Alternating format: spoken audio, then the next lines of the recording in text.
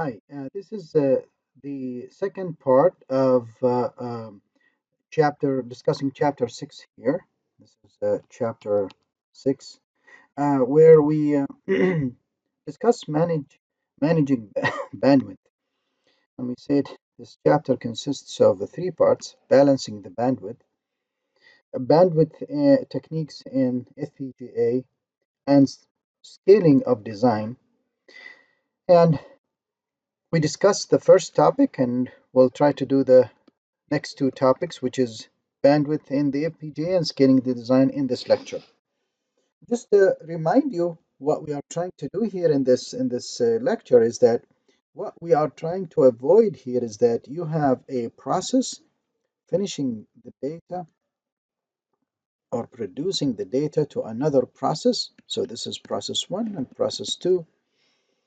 The scenarios that we are trying to avoid is having process 2 stall or wait for either process 1 to finish or for the communication channel to transmit the data to process 2. In either case, you will cause a stall. This is what we are trying to avoid by balancing bandwidth, okay, in our design. Okay, we are trying to avoid stalling, waiting. Okay, all right. So let's go to our slides here.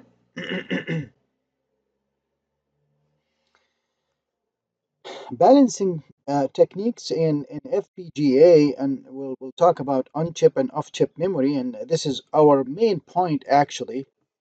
So um, basically there are two types of memories that support. So I'm going to go into and look into a block diagram here, and um, maybe I'll borrow a block diagram from the uh, paint tool here, and we'll go to okay. So let's clarify here some terminology. Um, Here's our bus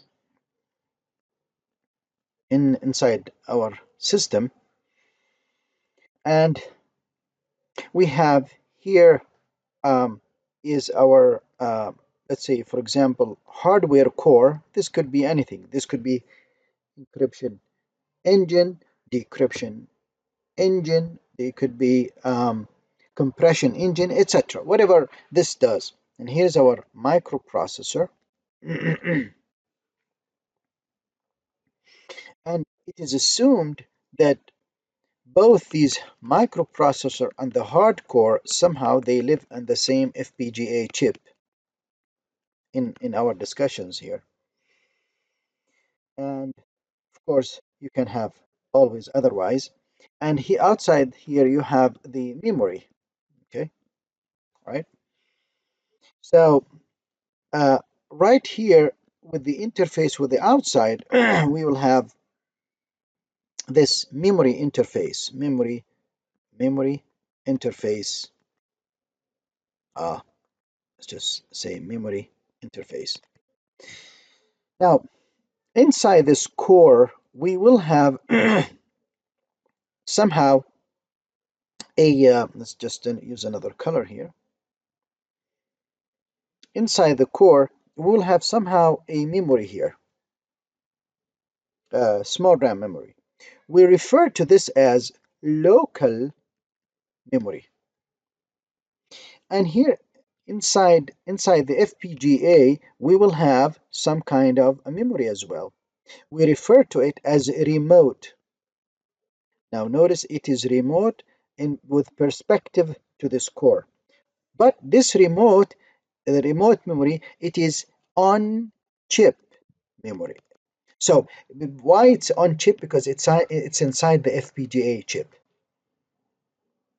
This memory, we refer to it as remote, right? But it is off chip, right? Off chip remote memory. So local inside the hardware core, remote, but it's inside, it's on chip in the FPGA, and remote off chip. Okay, so let's go back to our presentation, and we can see that this is our compute core or hardcore. Okay, and here is local memory. Then there is a bus inside the FPGA. So this is the FPGA chip. This bus runs inside it. We have a, a, uh, a, uh, a remote storage, but this one is on chip. And a memory, typically we need an interface and we need the storage itself. That's the entire thing is referred to as memory. So this is on chip. What? On chip, it's remote though. Now you have here you have off chip remote memory, and this is the interface to the memory, the memory controller of the off chip memory. All of them connected to this bus here. Okay. All right. So this is so now what do I have here?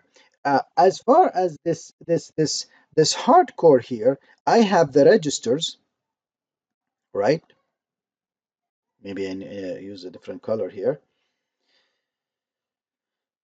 I have the registers which are right here, and I have the local memory which is right here, and I have the on-chip remote storage which is right here, and I have the off-chip. Okay, so what is the difference between all these memories? Well, we know that this is the registers are faster. So the fastest are the registers, then local memory, then remote on chip, then off chip.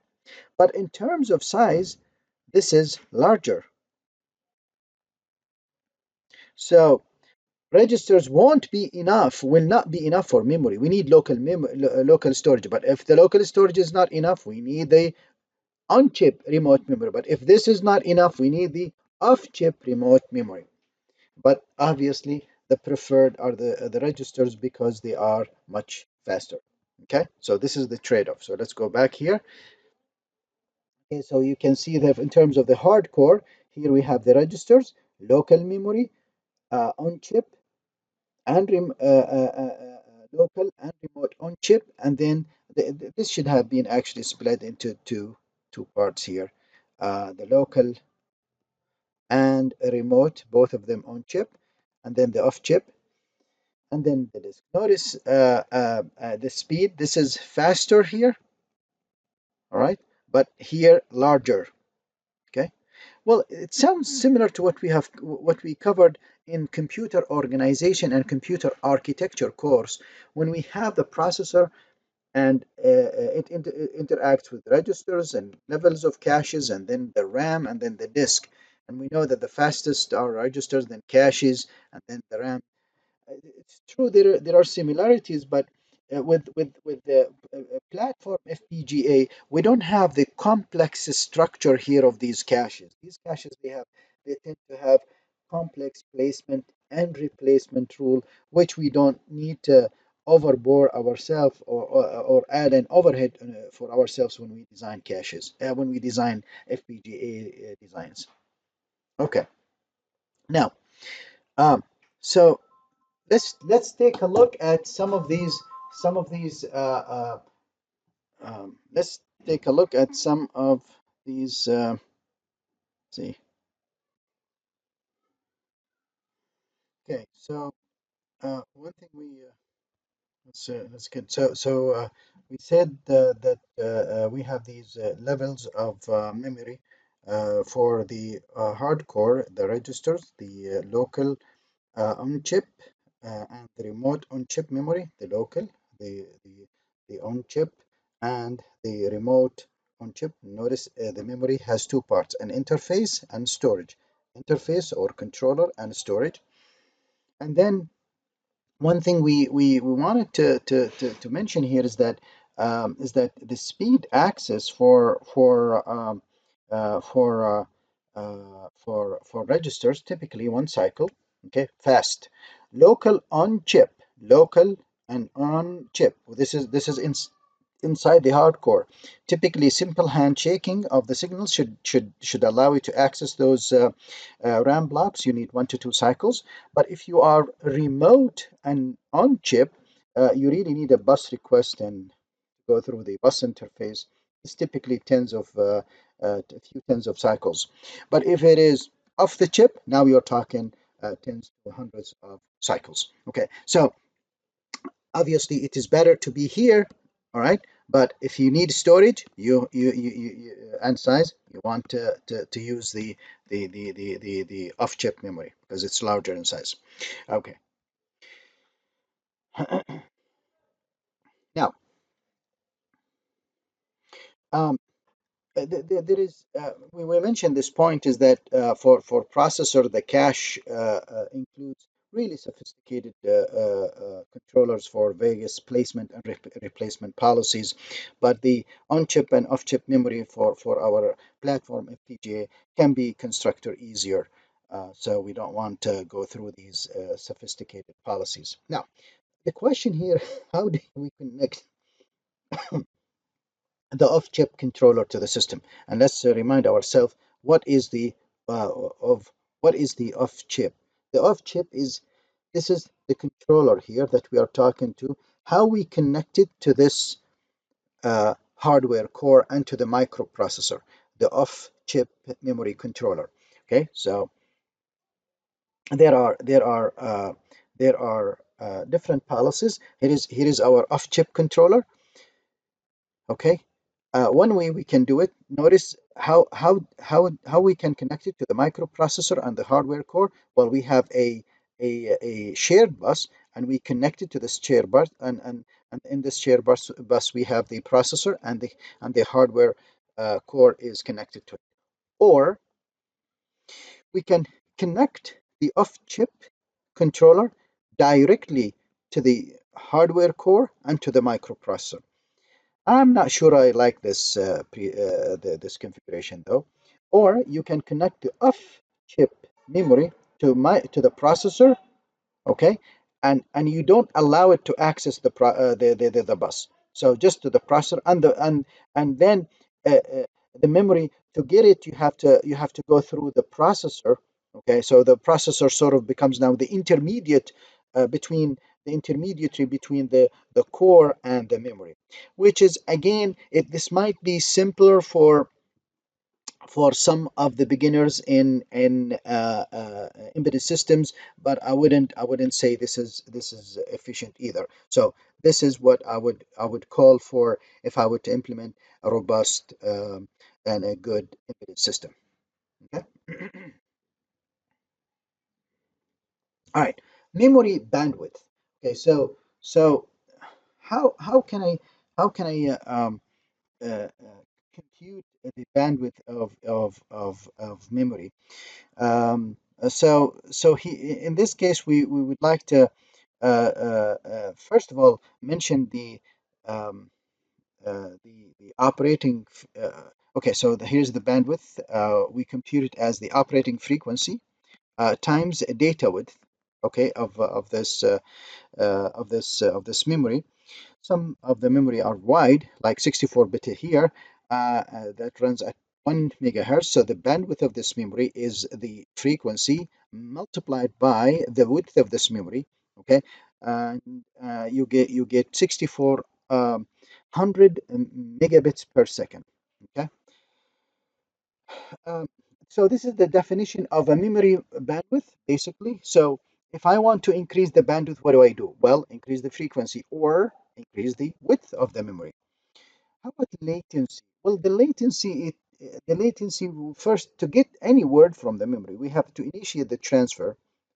By the way, we covered this in the CO class extensively, but just a reminder here.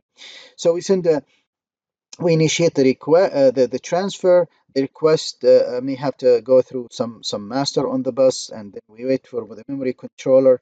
Okay, and then the data comes back. Okay, and that is all that we call it latency. And obviously, latency for memories that are off chip is much higher than memory, and than the latency of memories that are on chip. Okay, so Um,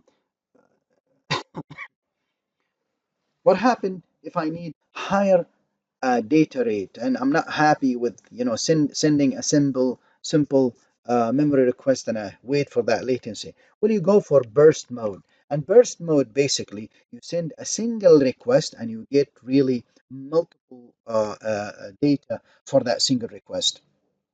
So for the first data, you have to wait for it. You have to see the latency as any other word. But then you have other data. So, for example, you have a burst mode here.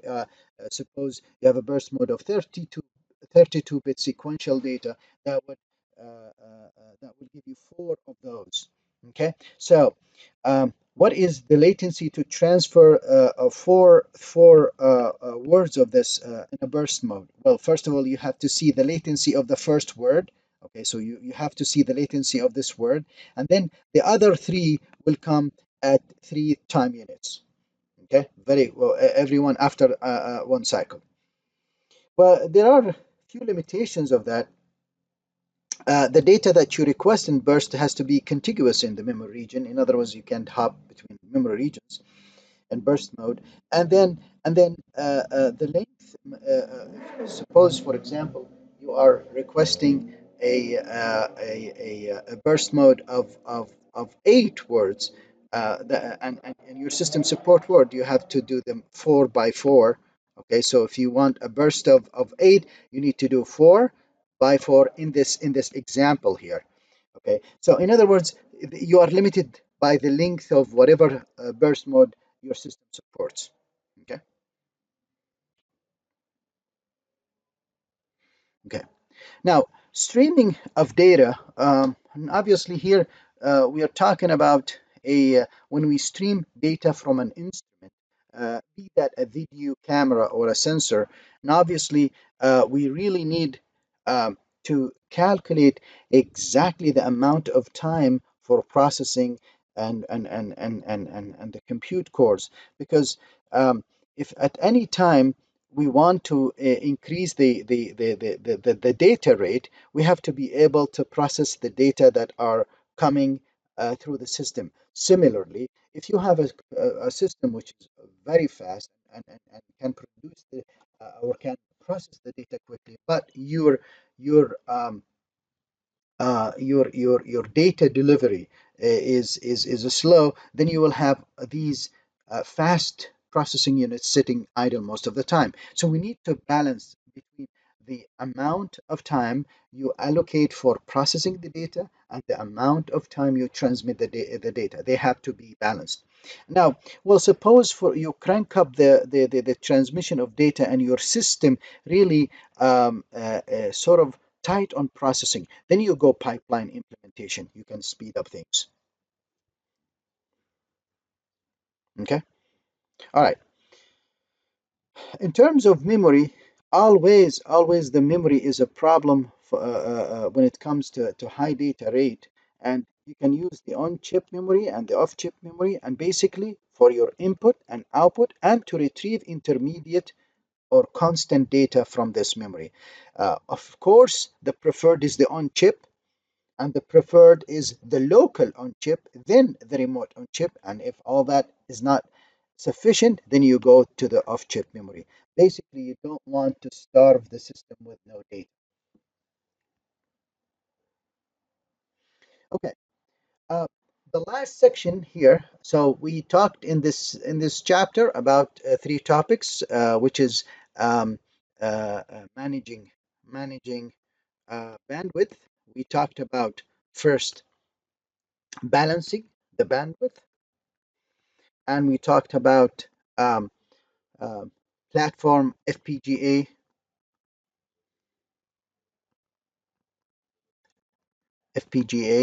techniques to balance the bandwidth, and then the last thing here we talk about is scaling or scalable design.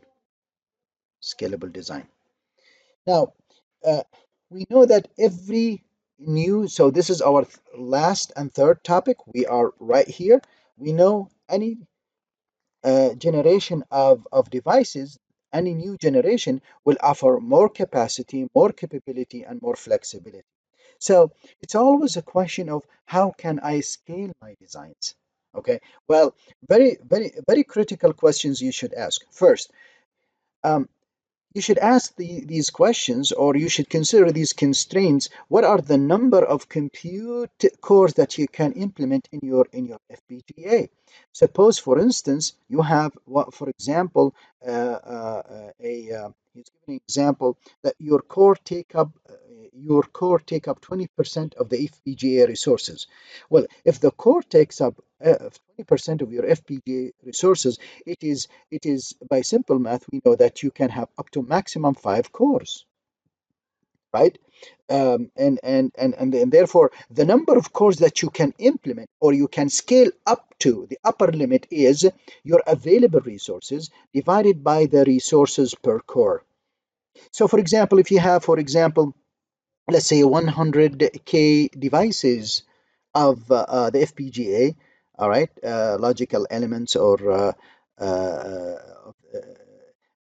and your